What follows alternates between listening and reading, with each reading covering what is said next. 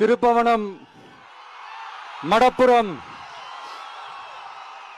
அஜித் குமார் அவர்கள் ஒரு சாதாரண ஒரு எளிய குடும்பத்தைச் சேர்ந்த ஒரு இளைஞர். அந்த சாதாரண குடும்பத்துக்கு நடந்த அந்த கொடுமைக்கு சிஎம் அவர்கள் சாரி சொன்னாங்க, தப்பு இல்லை. இப்ப அதோட சேர்த்து இதையும் கொஞ்சம் பண்ணிருங்க சிஎம் சார். உங்களுடைய ஆட்சி காலத்தில் இதே மாதிரி போலீஸ் விசாரணையில் 24 பேர் இறந்து போயிருக்கிறாங்க. அந்த 24 பேரோட குடும்பத்துக்கும் நீங்க சாரி சொன்னீங்களா? தயவு செஞ்சு சாரி சொல்லிருங்க.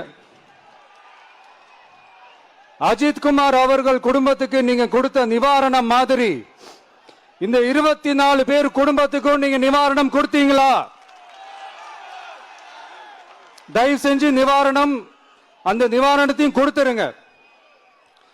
சாத்தான்குளம் ஜபராஜ் பெனிக்ஸ் அந்த கேஸ் வந்து சிபிஐக்கு மாத்தினப்போ இது தமிழ்நாட்டோட காவல்துறைக்கு அவமானம்னு சொன்னீங்க. இன்னைக்கு நீங்க உத்தரவிட்டதுக்கு பேர் என்னங்க சார்?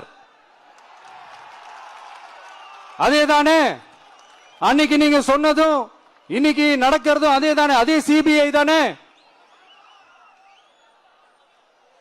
அதே சிபிஐ ஆர்எஸ்எஸ் பிஜேபியோட கைப்பாவையாத்தான் இருக்கு. ஏன் நீங்க அங்க போய் ஒளிஞ்சிக்கிறீங்க?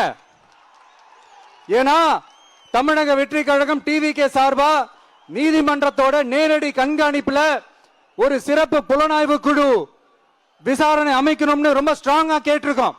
அதனால அந்த பயத்துல நீங்க ஒன்றியத்தோட ஆட்சிக்கு பின்னாடி நீங்க போய் ஒளிஞ்சிக்கிறதுக்கு காரணம்.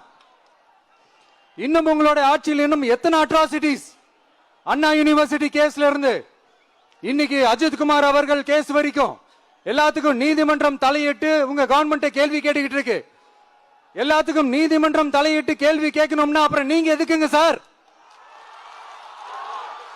உங்க ஆட்சி எதுக்குங்க சார்? நீங்க உட்கார்ந்து இருக்கிற அந்த சிஎம் பதவி எதுக்குங்க சார்? எப்படி கேள்வி கேட்டாலும் உங்ககிட்ட இருந்து எந்த பதிலும் வர போறல. ஏன்னா இருந்தா தானே வரும். மேக்சிமம் உங்ககிட்ட இருந்து வர பதில் சாரிமா,